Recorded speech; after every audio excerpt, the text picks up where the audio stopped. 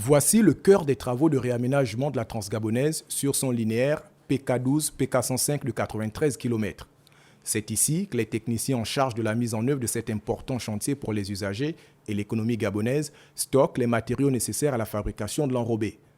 Depuis sa cabine de contrôle, l'opérateur exécute le mélange du sable, des cailloux et du bitume, composant l'enrobé que les camions viennent récupérer pour être étalés sur la chaussée. La SAG, la Société autoroutière du Gabon, et AFCONS sont désormais proches pour donner un coup d'accélérateur aux travaux. La centrale d'enrobé est là pour fonction de produire ou de fabriquer en fait l'enrobé de façon simple.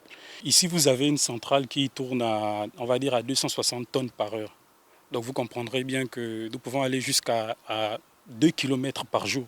Cette base vie abrite également la centrale de béton hydraulique qui sert à fabriquer les buses.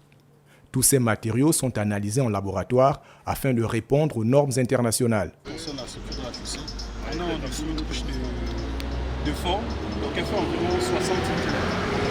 Voilà, dans les 60 cm, on a 50 cm de latérite mixée et on a par la suite on a de la GNT. Maintenant, après avoir fait la GNT, on a cette couche qu'on appelle le prime coat, c'est une couche d'imprégnation en fait, qui sera la couche intermédiaire entre le départ de notre enrobé et tout ce qui est en dessous, donc fondation, ainsi de suite. Alors cette couche, vous voyez, on l'appelle l'EME.